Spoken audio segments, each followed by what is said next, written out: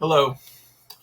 I thought it was about time to do another vinyl update, especially considering that in the past 4 months or so, I have bought an irresponsible and dangerous amount of vinyl. So let's go through some of it. Now, I reviewed my last video to make sure none of these were repeats. If I have talked about any of these before, I'm sorry, but I'm a very disorganized person. So what can you do? Start with this anniversary box set of Carrie and Lowell by Sufjan Stevens, which, if you haven't heard it, very depressing, very beautiful album, very personal album. And this new edition comes in this nice hard case here, and then you have this art booklet here, full of photos that are upside down. Just kidding. They're right side up if you hold them right side up. If you hold them upside down, they are in fact upside down. But yeah, lovely. Um, and then the vinyl itself is housed in here with a gatefold, which is lovely. And then the vinyl itself is this nice blue and white swirl there. And this does come with some extra tracks, some demos, and alternate versions, things like that, including the songs that were on the Call Me By Your Name soundtrack. So I guess those were written around the time he wrote the Carrie and Lowell material. And it also comes with this little postcard, which I'm obviously never going to send to anybody because it's cool and I want it in my house. But it says, "I only want to be near you." There's a nice little painting there. Okay. I'm not going to put all of these, away as I go because that'll take a million billion years. But I am going to put this away because it's big, expensive box set, I'll go in. Go in, fucker. Maybe it's the postcard. The postcard is fucking me up. Let's do it this way. Let's do it. There we go. Okay. Next up, Trout Mask Replica. This is the Third Man Studios version. I used to really not like Trout Mask Replica very much at all. And I think part of it was an expectations thing. I will say I still don't love this album, but I like it more now that I've been through Beefheart's entire discography, and I can see the intentionality of this. Like before, I knew that he could write normal songs like a normal person. I thought this was just the ravings of a lunatic. But when you hear his other stuff, it kind of puts this into perspective, and you can see how intentional all of this is. And I'm still not listening to it all the time, but I got a good deal on this, and it's a nice edition. I also have Clear Spot by him, only those two. But yeah, nice gatefold, and then this does come with some nice bonus stuff. It comes with, in fact, a replica of the Trout Mask replica that you can punch out. It has a perforated edge, and you could wear this if you wanted to. It has holes, that you can punch out and put a string through if you want to wear that on your head. The actual record itself is on this beautiful swirl vinyl, translucent swirl vinyl. Let's see. It comes with this little 7-inch with Pachuco, is that how you pronounce that? Pachuco Cadaver and Wildlife. And that is also on, well, technically it's white vinyl, so I don't know if that's, well, white is colored vinyl because white is every color combined. Okay, so this is the most color vinyl. And it does have a little bit of a swirl to it, if you can see. What I just said made no real logical sense, but that's fine. And then this is Jack White's eulogy for Captain Beefheart after he passed away. And we got an insert here with lyrics and illustrations, and a photo of what I believe is Captain Beefheart as a little kid. And then I think the other vinyl disc is the same, the same beautiful kind of translucent swirl. So that's cool to have. Put that right over there. This is Scott Walker's The Drift. This is actually, I have this in my turntable right now. I actually got a working turntable for the first time in many months, which is nice. So now I can actually listen to this stuff instead of just hoarding it. But yeah, if you've never heard this album, this is freaky to listen to. It's very intense, but I like it very much. It's very creative and spooky, and I'm a fan. And it comes with this this nice. Well, it's not that nice. It's just it's an insert. It says who's playing on it and stuff. Nothing too fancy. And then the vinyl itself is just your your standard black vinyl, but it's thick. It sounds good. What else? Summer Teeth, one of my favorite Wilco albums, and this is on nice blue vinyl there. Lovely.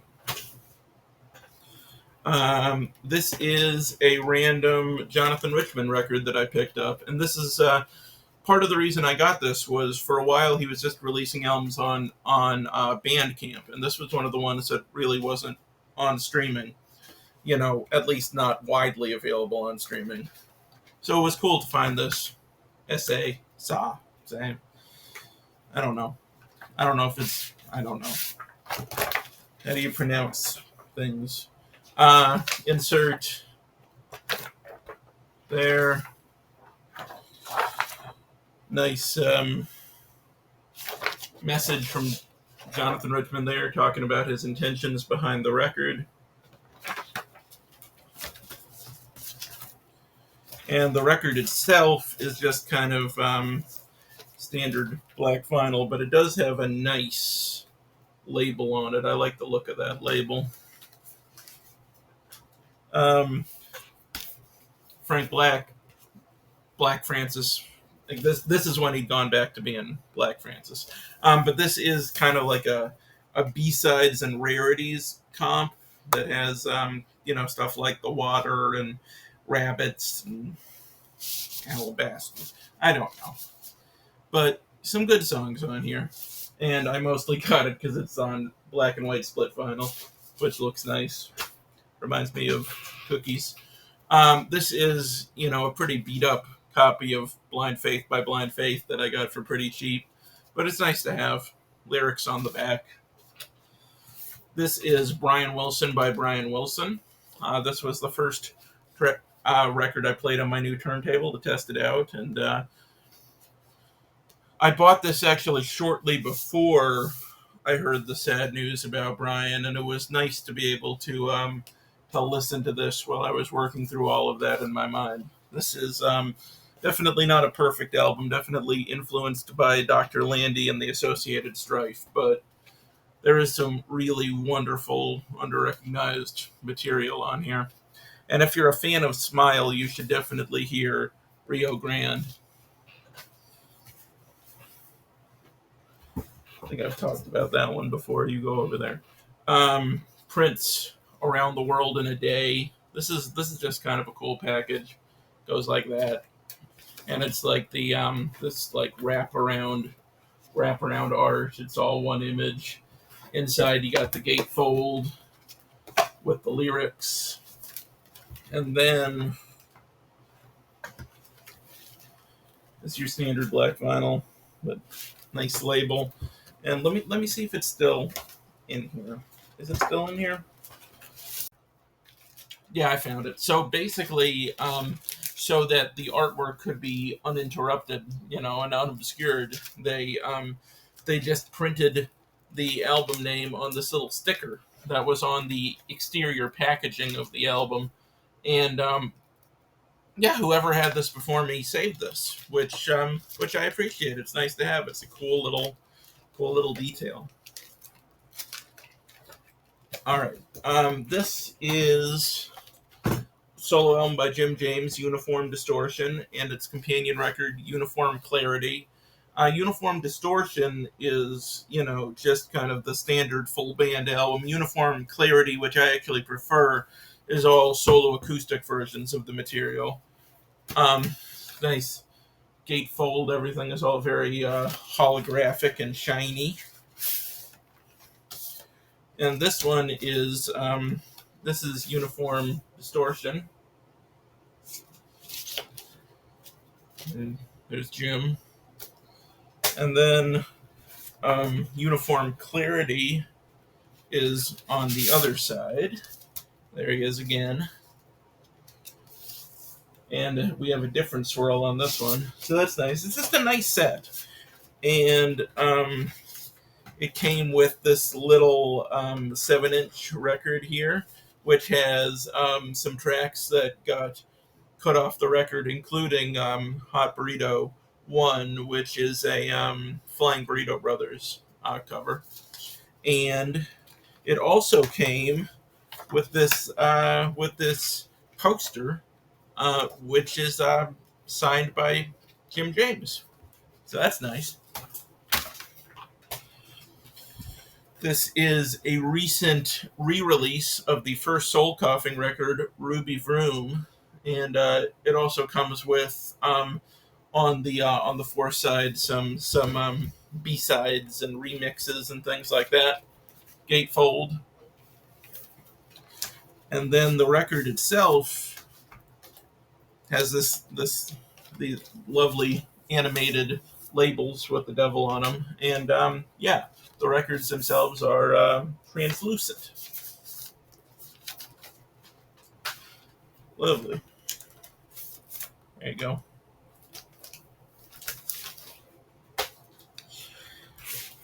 I recently went through the Jack White discography, and this was one of my personal favorites, Entering Heaven Alive. After so many records of, just kind of blues rock and him like iterating on that formula, it was cool to have this, which is kind of a more mellow, kind of acoustic-y, country-ish kind of record. It was nice to break it up. And this version of the record comes on this nice translucent blue swirl vinyl. Oh, and also insert. Very nice. Oh, and lyrics. Yeah. Okay. So that is half of it. Like I said, I've been irresponsible, and I'm a bad person. Oh, God. Ah, fucking shit. Okay. All right, here's the rest of it. These are more recent acquisitions, starting with a new record store opened up in town that is a metal specialty store. And I found the least metal album in the whole place, which was a $2 copy of Beach Boys' Party. Gatefold.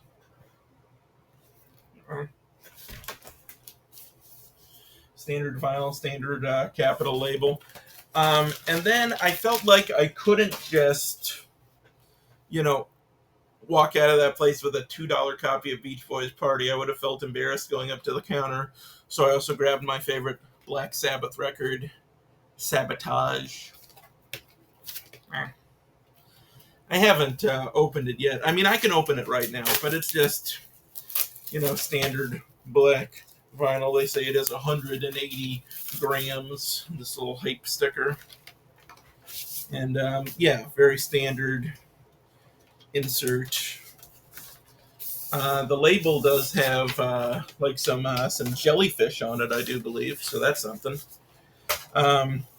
All right, another Frank Black Francis record. This is his first solo album after the Pixies broke up for the first time.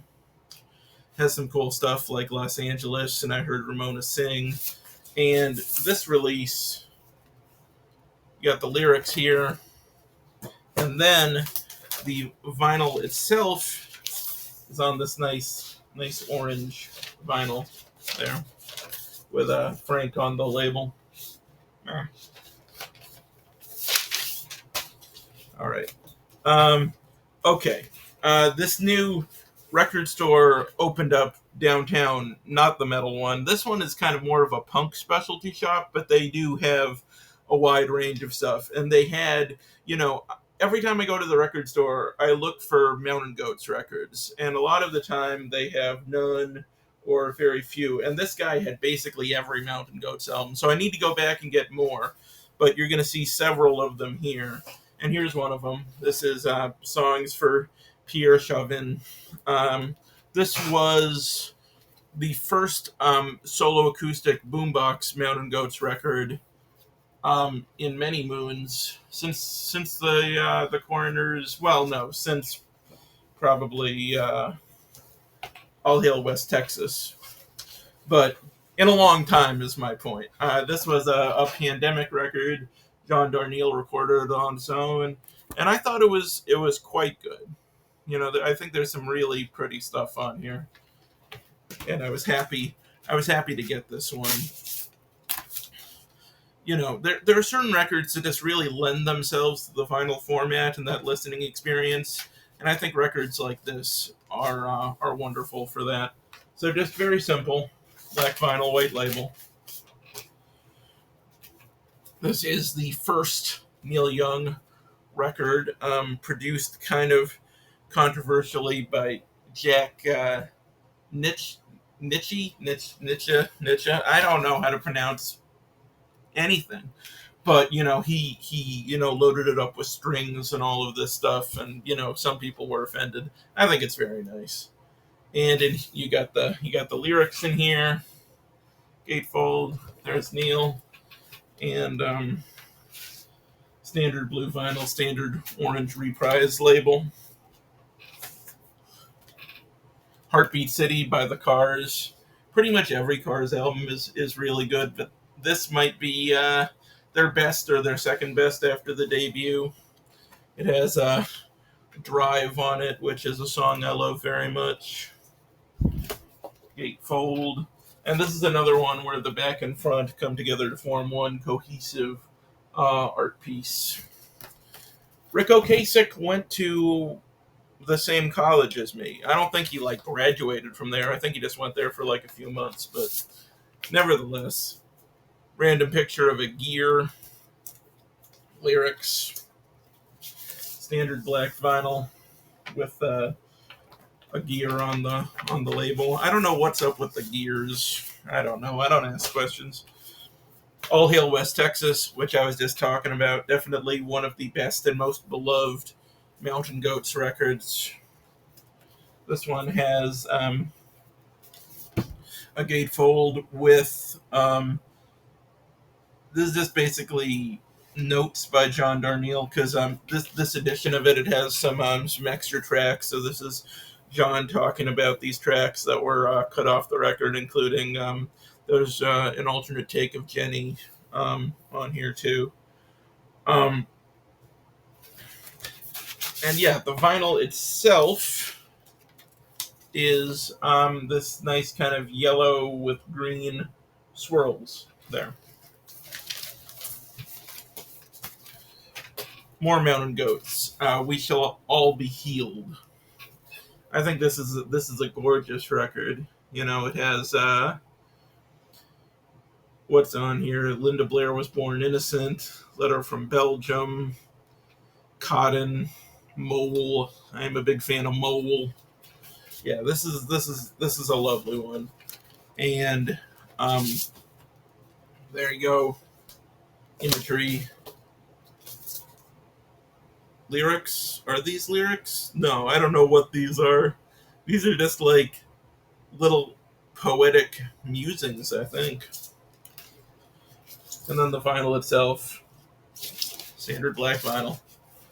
Okay, this is a later period Drive-By Truckers record, one of my favorites. This is called English Oceans. I think this is where Mike Cooley really kind of stepped up as a songwriter. You know, he was always good, but he would usually do like one or two songs per album. But this time it's like half Cooley, half Patterson Hood. And they both really brought it on this album, I think. Gatefold, everything has a gatefold. I like a good gatefold. And then the vinyl itself is this nice blue vinyl with a ghost on the label. Very nice. The last track on here, Grand Canyon, is absolutely gorgeous. If you haven't heard that one. My favorite Mountain Goats album, and everybody assures me this is a weird choice to have as your favorite, but I can't help it. Coroner's Gambit. This is just the version on black vinyl. There is a version on colored vinyl that's on eBay that I'm trying to force myself not to buy. But yeah, and this also comes with the original liner notes for the record and revised liner notes for the reissue. There. Yeah, I don't know why I love this one so much. It just does something special for me. Like Elijah, Baboon, Onions, Horseradish Road, There Will Be No Divorce. There's just this album just has an X factor to me. It just doesn't really sound like anything else in their discography, which at this point I was, their sound was getting a little samey for me. And this is almost, if you're a Guided by Voices fan, I would say this is kind of like their, God, what's that name of that album that I love that I've listened to 5,000 times? Vampire on Titus. I think it's too hot for me to think things. I shouldn't have recorded this now, but we're doing it. We're in the middle of it. We're committed now. This is In League with Dragons, which is actually one of my least favorite Mountain Goats albums, but I still really like it. They don't have any bad records, in my opinion. But I had to get this because it's in this really cool fan club packaging with this dragon scale. I don't know if you can tell, but it has texture to it. And then in here, there's the normal record with the gatefold with lyrics. And then the vinyl itself is this kind of green with darker green swirls in there. And then, let me see. Yeah, it also comes with little 7-inch with some tracks that were removed from the record, some extras here. There you go. And what are the extra songs called? I can't read it. It's like cursive. Fuck it. Look it up. Google it. Won't go back in the fucking sleeve. This video, this is a disaster. This is garbage content. I'm sorry. Oh, and it also came with this little card that said, "I'm a ranger." The bearer of this card holds the rank of ranger in the storied Dragon League convened by the Mountain Goats in the year 2019 and is afforded all rights and privileges and access to the secret lore retrieved from the cave of our forever unnamed and eternally hidden dragon guardian. So I don't know if I can use this to get extra stuff, but I am going to try to research it and see if whatever this originally gave you access to is still available somewhere. If indeed it did give you access to something, which it sounds like it did. And I hope so, because I love secret lore. Okay, and then these are very recent acquisitions. I picked up a couple of cheap soundtracks for Murder on the Orient Express. I'm going to play this when I'm trying to solve a mystery. I think it'll help me. And also the score to Who's Afraid of Virginia Woolf by Alex North. Really great, underappreciated score, I think. I also got this this picture disc single for the Prince song 7 from his Love Symbol album. As you can see, both sides, nice imagery on them. And then the sleeve itself kind of replicates the look of the disc. All right. This is a new release from Guided by Voices, Goodnight El Dorado. This is a live kind of EP. It's funny because their shows are like 50 songs long, and they put out their first live album in years, and it has like eight or nine tracks on it. But it has an interesting mix of songs from their recent records, like Alex Bell and Unfun Glitz and Who Wants to Go Hunting. It's a cool and strange collection of material, and got a nice fly on the label there.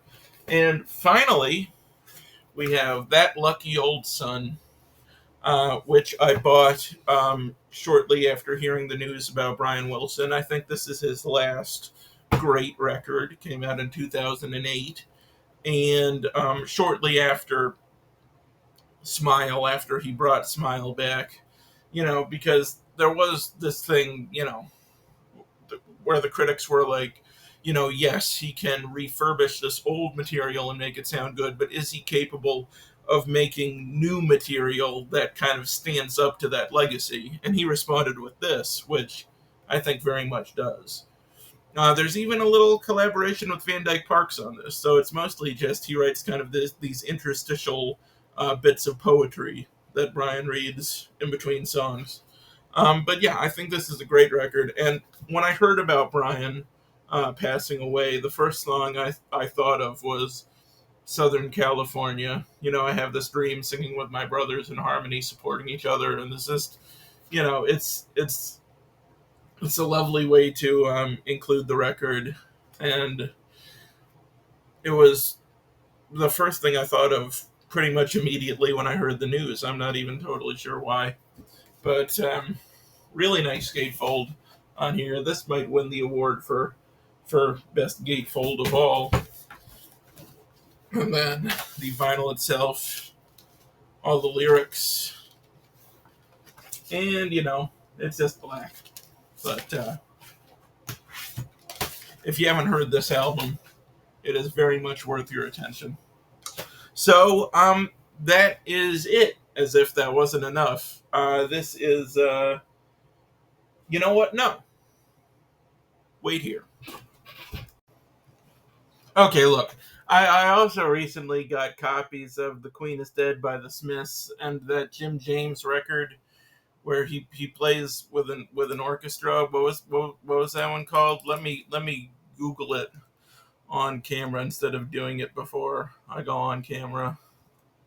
The Order of Nature. Yeah, I bought those two recently, and I don't know where they are. I must have just like shoved them into the vinyl shelf without thinking. So they're in there somewhere, I think. But if I ever find them, I'll include them in a further vinyl update. I'm a mess. Queen is Dead. It's good. Good album.